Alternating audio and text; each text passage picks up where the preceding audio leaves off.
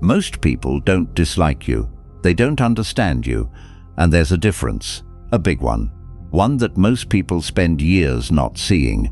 Because it's easier to believe something is wrong with you than to sit with the harder possibility. You've tried, haven't you? You've tried being easier, more available, less intense. You've softened edges you never asked to have. Laughed at things that didn't land quite right. Stayed in conversations that felt like standing in shallow water when you knew there was an ocean somewhere nearby. And it still didn't work. People still drifted. Friendships still stayed surface level. Rooms still felt wrong in a way you couldn't name. So you went back to the familiar conclusion that you're the problem, that you're too much, that you need to shrink a little more, adjust a little more, perform a little better, and eventually you'll fit. But here's what I want you to consider. What if the very thing that makes people walk away from you is the same thing that makes you capable of something they never will be? Not better, not superior. Just different in a way that has a cost and a power, and both of those are real. There's a specific kind of loneliness that nobody talks about honestly. It's not the loneliness of being alone. It's the loneliness of being surrounded by people and still feeling like you're speaking a language no one in the room knows. Where you're present, you're engaging, you're doing all the things, and underneath all of it runs this low current of wrongness. Like you arrived at the wrong party and everyone else got the memo except you. You've felt that. I know you have. That's not a guess. And the frustrating part, the part that actually stings, is that the people around you seem fine. They seem comfortable. The conversations that leave you hollow seem to be enough for them. And you start to wonder if there's something in them that's missing, or something in you that's broken. You start blaming yourself. You try being more easygoing. You read about extroversion, about social skills, about being more present. You make adjustments, real ones. And for a while they work, until they don't, until the mask slips, until you're sitting across from someone who seems perfectly satisfied with a conversation you'd describe as torture, and you feel it again, that gap. There is a man who spent his entire career trying to understand why certain people cannot seem to live inside ordinary life without losing themselves. His name was Carl Jung, and before we go any further, I need to tell you who he actually was. Not the Wikipedia version, the real one. Jung was not a comfortable man to be around. By his own account, he spent most of his life feeling split between the person the world expected and the person he actually was. He was a psychiatrist of enormous reputation. He trained under Freud. He was on a path to become one of the most respected minds in his field, and then he walked away from it. Not because he failed, because he couldn't be honest and stay. He broke from Freud publicly at enormous professional cost because he believed Freud was wrong about something fundamental, and Jung was not built to pretend otherwise to protect his career. What followed was what he called his confrontation with the unconscious. Years of isolation. Strange visions he wrote down obsessively in a private journal that would eventually become the Red Book, a document he kept hidden for decades because he knew the world wasn't ready for it. He was genuinely afraid he was losing his mind, and he kept going anyway. He did not emerge from that period with answers that the world applauded. He emerged with a framework, a map of the inner life, that was so far ahead of his time that most people still haven't caught up. One of the things he wrote near the end of his life was this: the privilege of a lifetime is to become who you truly are. Most people read that and feel something warm. Nice quote. Moving on, but sit with it for a moment. Really sit with it. He called it a privilege. Not a right, not a given. A privilege, meaning most people never do it. Most people spend their whole lives becoming what was expected of them, what was safe, what kept the room comfortable, and they call it living. Jung knew that becoming who you truly are is one of the hardest things a person can attempt, because it costs you things, real things. People, comfort, belonging. the easy path forward. He didn't discover that in a laboratory. He lived it. And what you're feeling, that pressure, that gap, that wrongness that won't resolve, that is the same process. It is not a malfunction, it is a reckoning. Sign 1. You think in depths others. Refuse to enter. You don't just process information. You process meaning. That's the difference. Most people hear what was said. You hear what was meant. And the thing beneath that. You're always running a second conversation in your head, the one that goes somewhere the actual conversation won't. Small talk isn't painful because you're antisocial. That's the misread. It's painful because it never reaches the layer where you actually live. You can do it. You've gotten decent at performing it, but you come away from it feeling somehow less than when you went in. Like you spent energy and got nothing back. You're at a party once. Someone makes a joke about their job, the whole room laughs, and you laugh too because that's what you do. But underneath the laugh, you notice something. The tightness at the corners of their eyes, the way the joke was just slightly too sharp to be entirely easy. You saw something sad in it, something real, and you said nothing, because there's no way to say it without killing the room, without being the person who takes things too seriously, who reads into everything, who can't just enjoy a moment, so you carry it. You carry all of it. The things you saw that you couldn't say, that is not a character flaw. That is what it looks like to process life at depth. It is expensive, and it is isolating, and it is also one of the rarest capacities a person can have. Deaf is not a personality flaw. It is an inheritance. The question is what you do with it. But understanding that you think differently is only part of it. The more unsettling part, and the part that causes more friction, is what happens when you stop speaking. Sign 2. Your silence unsettles people. You don't perform. That's what it comes down to. Most social interaction is performance. People filling space, managing impressions, giving others what they expect. And you can do it when you have to. But your default is not performance. Your default is observation. You watch, you wait. You take in more than you give out, at least until you trust the room. And the people who are used to being performed at, flattered, mirrored, entertained, don't know what to do with someone who just sits there and sees them. It reads as coldness. It reads as judgment. It reads as arrogance to people who can't bear silence. Niccolò Machiavelli wrote something that I've thought about more than once. He wasn't talking about silence specifically, but the principle cuts right through. He understood that the man who does not speak unnecessarily is the man who is never caught wrong. The man who performs is always visible.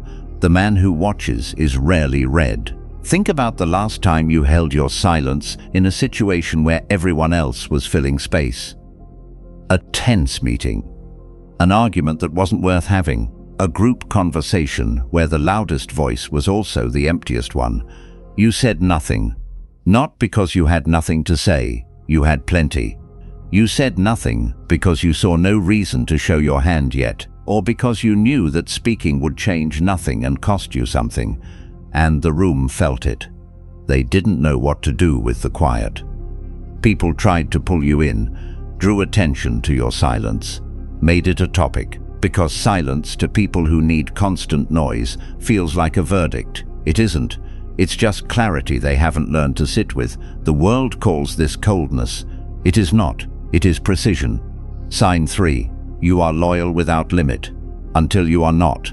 When you choose someone, you choose them fully.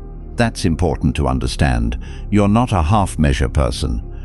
When you're in a friendship, a relationship, a partnership, you're genuinely in. You give real attention, real time, real investment, not because you were raised to be agreeable, but because you don't know how to do anything halfway when you've decided it matters. People who have experienced this kind of loyalty from you know what I mean. There's a quality to it that most people don't offer. A steadiness, a willingness to still be there when things get difficult. But here's what they also know, or eventually find out. You see people clearly, not perfectly, you're not a mind reader, but you have a sensitivity to inauthenticity that most people don't have. When someone's words and their energy don't match, you feel it.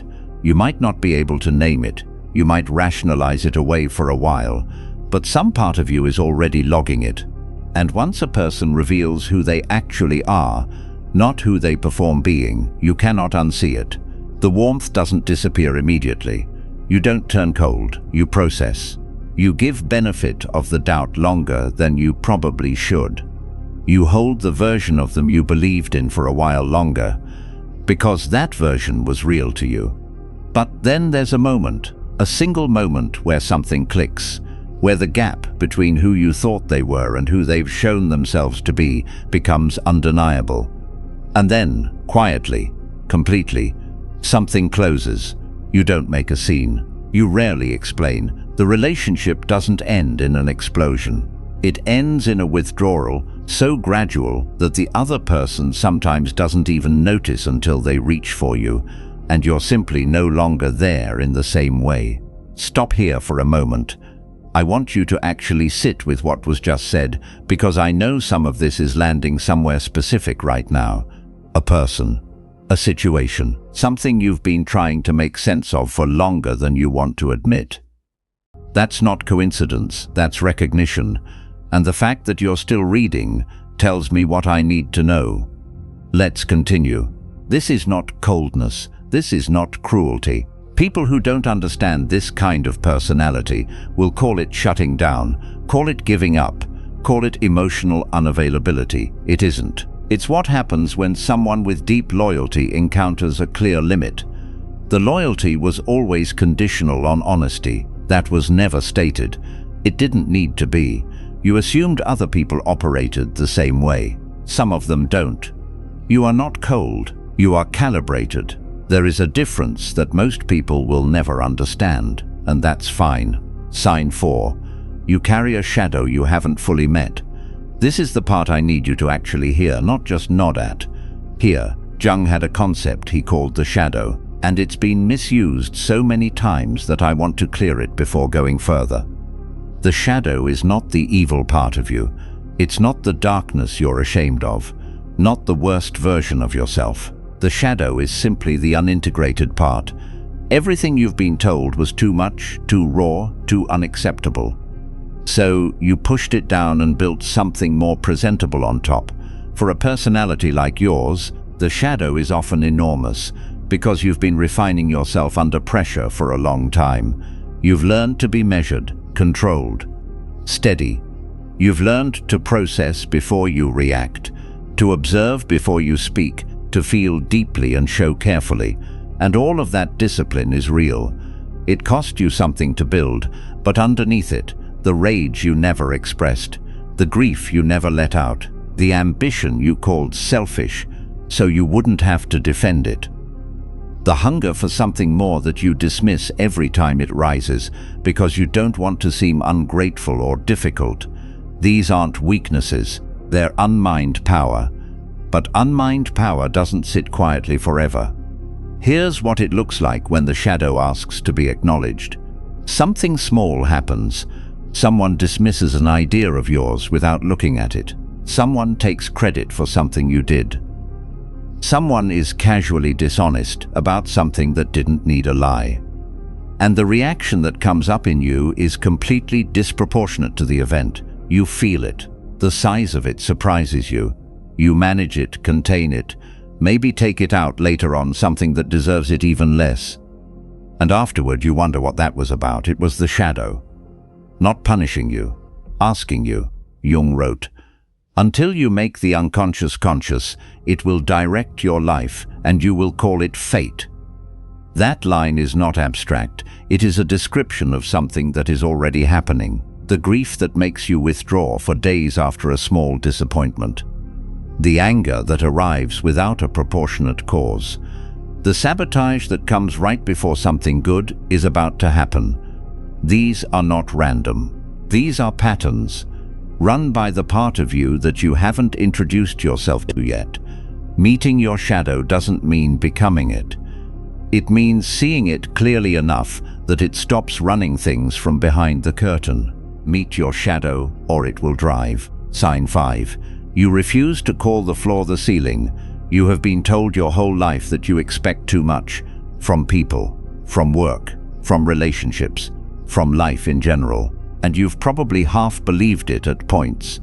Because when everyone around you keeps saying the same thing, it starts to feel like data. But here is what's actually happening. You've spent time surrounded by people who have normalized low effort and called it wisdom. People who've made peace with work that has no meaning. Relationships that are just comfortable. Friendships that are just convenient. And they call this adjustment. They call it growing up. They call it being realistic. You watch your peers celebrate things that should have come years ago. The promotion that was honestly overdue. The relationship that functions but doesn't actually move either person. The job that pays enough to stop looking for something better. And you feel the quiet ache of not being able to share in the celebration. Not because you don't care about them, because you can't make yourself believe it's enough. And then you feel guilty for that. Because who are you to want more? Because plenty of people would be grateful for what you have. But here's the distinction that actually matters. There's a difference between entitlement and standard. Entitlement says, I deserve more without earning it. Standard says, I can see what's possible and I'm not willing to pretend I can't. One is self-deception. The other is self-knowledge. You're not expecting the world to hand you something.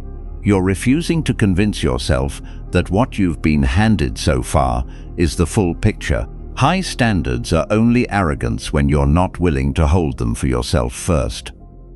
You are. Sign 6. You are becoming someone the old version of you wouldn't recognize. Think back 3 years, 5 years. Whenever the last clear chapter was, think about who you were then, the things you thought were fixed about yourself, the people you kept close and why, the beliefs you held without really questioning them, the things you tolerated because leaving felt impossible or because you didn't yet know what leaving would mean. Now look at where you're standing. If you've been doing any of the work, any of the real looking inward, the hard conversations, the letting go of what no longer fits, you're looking at someone who is genuinely different, not performing different, actually different. Jung called this individuation, the lifelong process of becoming who you actually are, stripped of everything that was put on you before you were old enough to consent. And he was clear about something that people still find uncomfortable. This process costs you things. It costs you relationships with people who were attached to the version of you that's gone. People who liked you better when you were more predictable, more available, more willing to stay small enough not to make them feel small too. It costs you the comfort of borrowed identity, the group, the ideology, the role that told you who you were so you didn't have to figure it out yourself. That's not abandonment. It's not cruelty. It's what growth actually looks like when you're honest about it. The part most people miss is that individuation never ends. There is no version of yourself you arrive at and then stay. There's always more to strip away, more to integrate, more shadow to meet. The work does not complete, but here's the other side of that. Every chapter of you that has closed made the current one possible. Every belief you outgrew made room for one that fits better. Every relationship that couldn't follow you into who you were becoming was quietly making space for one that can. Every version of you that has died so far made space for the one reading this now. The process is not finished. What you are becoming. I want to say something that most people won't say to you. You're not looking for permission to be who you are. You stopped needing that a while ago, even if you don't fully know it yet. What you're looking for, what most people with this kind of inner life are looking for, is confirmation that the cost is worth it. That the solitude that comes with depth, the friction that comes with refusing to lower the bar, the loneliness that comes with becoming, that all of it is part of something real, not just a personality defect dressed up in philosophy. So here it is. You are an individual in the truest meaning of that word, not because you chose to be different, not because you decided one day to stand apart, but because you cannot honestly be anything else and still respect yourself. That's not arrogance. That's the most stripped-down form of integrity there is. This path is genuinely hard. I'm not going to dress it up. The people who walk it rarely find it gets easier. They find it gets clearer. Clarity is not the same as comfort, but it is worth more. What you've been doing, even in the moments you thought you were failing, the refusing to settle, the refusal to stop asking why, the holding on to a standard that nobody else around you could see. That was not stubbornness. That was the work. That was you becoming. The world has always been uncomfortable with people it cannot categorize. That discomfort is not your problem to solve. Your only task is to become, completely, unapologetically, without explanation, who you already are, before you go. If something in this found you where you actually are, not where you pretend to be, type "I am becoming" in the comments. No explanation needed, no context required. You'll know why you're typing it. If this channel speaks to something in you that most things don't reach, stay. Not as a favor to me, because you started something by watching this, and it would be a waste to stop now. And next, we talk about the specific reason why letting the wrong people watch you grow is one of the most quietly destructive things you can allow. That one goes somewhere most channels won't touch.